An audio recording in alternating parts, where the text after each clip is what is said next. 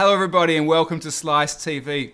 This week's episode I'm here with Michael Bryden, Director of MSBMax, to talk about, well, leadership is the discussion for this week's episode and how important it is and what we should maybe do to look after our leaders in our companies to make sure they stay and I guess make the companies a better place to be. And help them develop as well. What is the key to all this leadership discussion? Or firstly, before we go down that road, I'm sorry to cut you off. That's quite all right. Tell me a little bit about Michael and how'd you end up with MSBMax? What's the background behind Michael Bryden? Well, those are two distinct questions. What's the background behind? Although obviously I'm co-founder of MSBMax, it's been a long time in the making, and I suppose that's the Michael Bryden side. Born and raised in the province of Nova Scotia in Canada, Cape Breton Island to be exact, and long journey to come to Perth, and I've been here 13 years now, so this is really home. I suppose I've been here as longer than I was in the home that I grew up in as a child, so this is home. Now, in our past discussions, you told me about these interesting jobs that you used to have where you were asked to come and fix up companies that weren't working well. Yeah, and that, interestingly, that wasn't really by design. I found myself segueing after pursuing a Bachelor of Science degree at uni from the ages of 18 through to 22, and I double majored in physics and psychology. So anybody watching it goes, physics and psychology, that's a bit odd combination, but yeah, those are the ones I liked, so those are the ones that I did. And when you get out, you decide, well, I'm not really quite sure what to do with that. So after a bit of a few segues, I found myself actually in the hotel and resort industry. And I stayed in that business for a better part of 15 years and worked my way up through the ranks to finally get to a position where I was a regional director of sales and marketing and general manager, and for some five-star luxury hotels. That was an exceptional training ground for me, because most people think about hotels and resorts, particularly at that level, as being their experience is the experience of a guest. And at that level, the experience of a guest, hopefully, if you're doing everything well, is exceptional.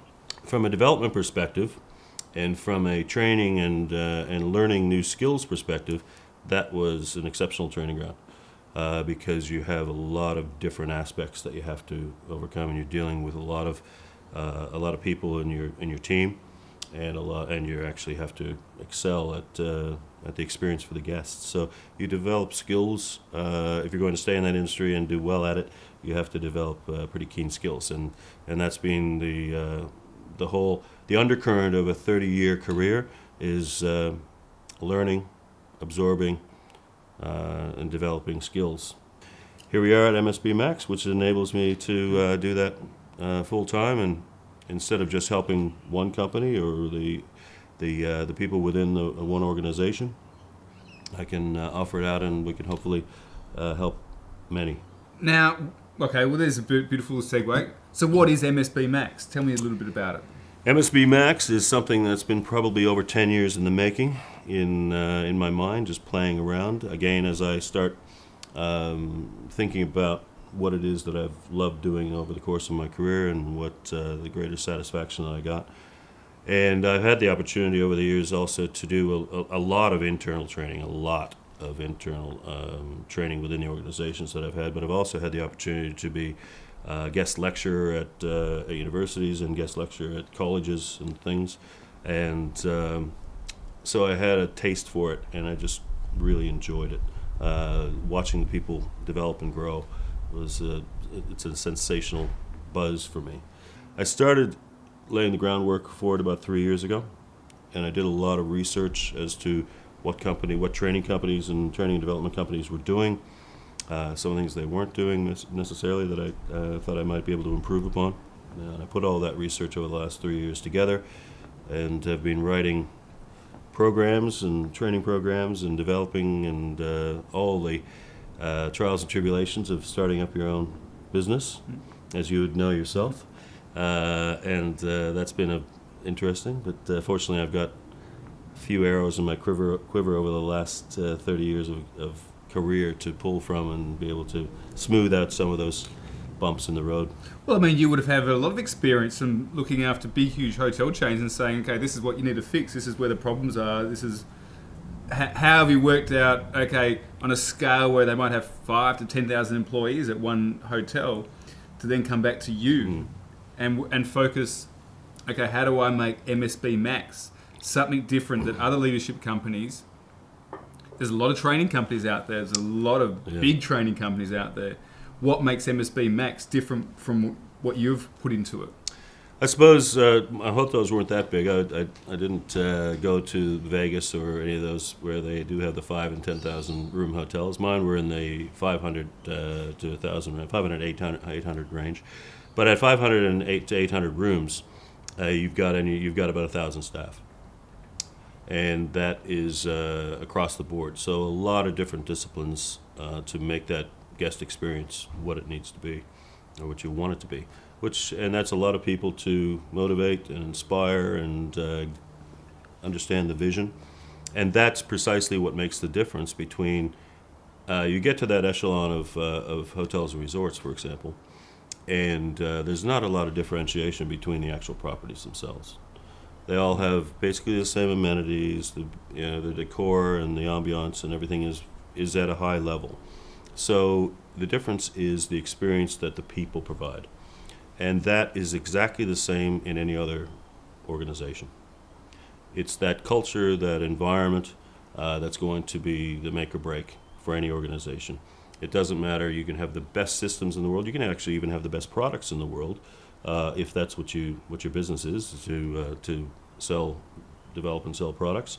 But if you don't have the people aspect right, then it's not going to work. It's certainly not going to work as well as it could. And how have you seen that in action? Over the course of my career, a lot, both with organizations that I've worked with and observed outside, and that's what I've garnered. I've picked to pieces what it is that really takes. What's the magic formula, if you will, to make the organization really hum and hit on all cylinders? And it's all about the people. It's all about the people. The old adage about getting them on the bus, but it's the old adage about getting them on the bus, singing from the same hymn sheet, all knowing in which direction they're going in and where they're coming from and wanting to get there. And then the magic happens. How do you achieve that? How do you go about that process? Different elements of developing leadership. And when I say leadership, I don't mean the one or two or handful of executives that are at the top of an organization. Leadership goes through the entire organization. You have leadership at all different levels.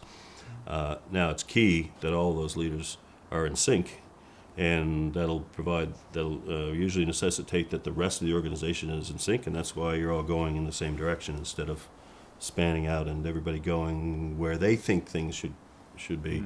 Oh, that's our vision. Oh, I know how to get there. Well, we need to go there. And someone else says, oh, I think we need to go there. That's not going to work. They have an idea of the vision and they want to attain it, but if they're not all going in the same direction, then you're going to have some challenges. And that's one of the things that good leadership does, is it gets everybody to really understand and appreciate that we're going to go there. And then say, okay, how are we going to do that? Get everybody else's input, because you're going to get different perspectives on the best ways to do that, and then you pick the best ones, and that's the kind of the trick of it all. So a lot of companies say grab people and build them up. Like, for an example, I think you've talked to me before about how you might be the best salesperson, and the position of a new sales manager comes in. And they go, oh, right, cool, we'll get the best salesperson to be the new sales manager because he's the best at sales. Doesn't always work well, though, does it? No, and unfortunately, it doesn't work well most of the time. And the reason is because it's a completely different skill set.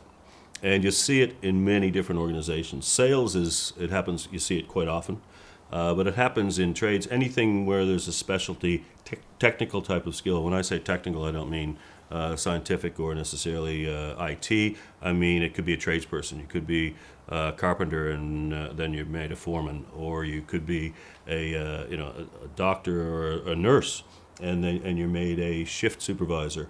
Now, one of the things is that you're hopefully, if you're good at sales, is you've got reasonably good people skills. So that is certainly a crossover.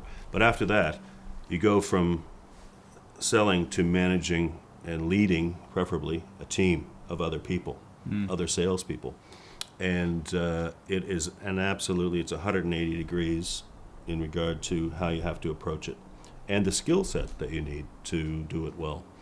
Whether you're going from a practicing nurse on the floor to managing a shift to you're a Sparky to becoming a foreman to a salesperson to becoming a sales manager, or a department person that only has a small team to become an executive where now you have a whole division. Yeah. It's a different ballgame. And I guess a lot of people probably can relate. They're probably even thinking, as you're saying this, thinking, oh, yeah, such and such got promoted up, and they're shocking at looking after that team. It's absolutely prolific. You see it everywhere, and it doesn't have to happen.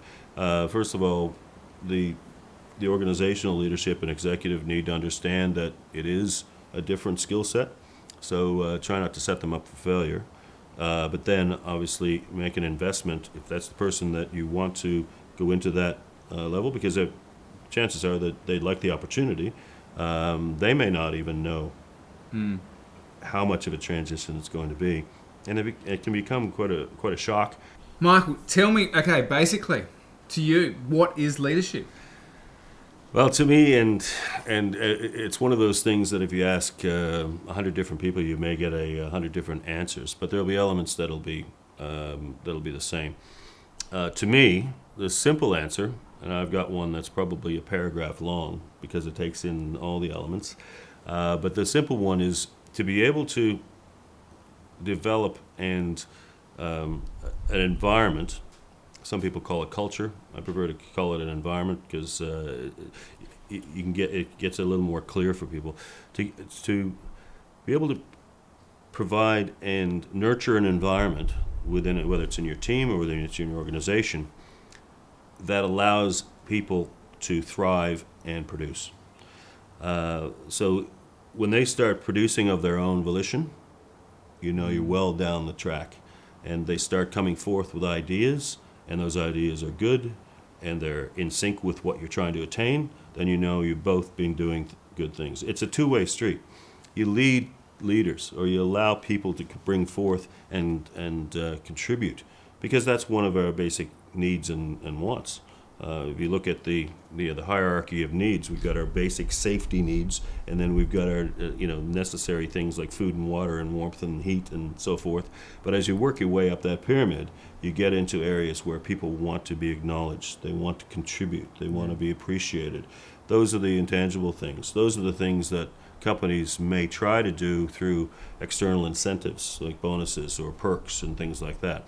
Those work to a degree, but they don't bring out they don't resonate with that level of someone, and that's if you want innovation.